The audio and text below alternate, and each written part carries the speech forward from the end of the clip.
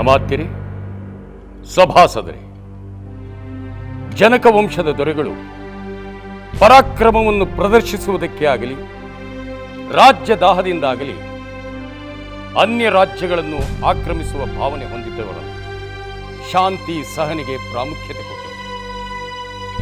ಅಗತ್ಯ ಸಂದರ್ಭಗಳಲ್ಲಿ ಆತ್ಮಾಭಿಮಾನದ ಉಳಿವಿಗೆ, ರಾಜ್ಯದ ರಕ್ಷಣೆಗೆ ಹೋರಾಡುವರು. ಪರಮೇಶ್ವರನ ವರಪ್ರಸಾದವಾದ ಶಿವಧನಸ್ಸು ನಮ್ಮಲ್ಲಿದ್ದರೂ ಕೂಡ ಅದರ ತೇಜಸ್ಸನ್ನು ಬಳಸಿ ರಾಜ್ಯವನ್ನು ವಿಸ್ತರಿಸಲು ಮುಂದಾದವರು. ಇವೆಲ್ಲವನ್ನೂ ಹೇಳಲು ಕಾರಣವಿಷ್ಟೆ. ನೆರೆ ರಾಜ್ಯದವರ ಅನ್ಯಾಯ ಅಕ್ರಮಗಳನ್ನು ತಡೆಗಟ್ಟಲು ಯುದ್ಧ ಮಾಡುವ ಸಂದರ್ಭ ನಮಗೆ ಒದಗಿ ಬಂದಿದೆ.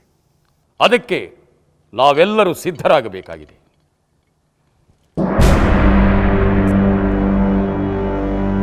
ಮಹಾರಾಜರಿಗೆ ಪ್ರಣಾಮಗಳು. ಮಹಾರಾಜ, ಈಗ ನೀವು ಹೇಳುತ್ತಿರುವುದು ಸತ್ಯವಾಗುವ ಕಾಲ ಬಂದಾಯಿತು. ಸಮಾಧಾನ ಭೇದೋಪಾಯಗಳಿಗೆ ಜಗ್ಗದ ಆ ಇಂದ್ರ ಪ್ರದೇಶದ ದೊರೆಗೆ ನಮ್ಮ ಶಿವಧನುಸ್ಸನ್ನು ಕೊಟ್ಟು ನಾವು ಶರಣಾಗಬೇಕಂತೆ.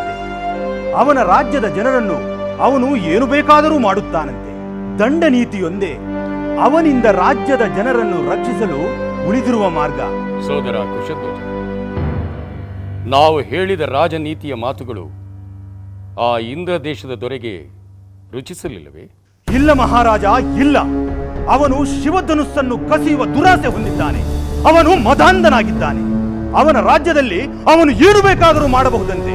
ಅದನ್ನು ಪ್ರಶ್ನಿಸುವ ಅಧಿಕಾರ ಯಾರಿಗೂ ಇಲ್ಲ ಎಂದು ನನ್ನನ್ನೇ ಅವಮಾನಿಸಿ ಕಳುಹಿಸಿದ.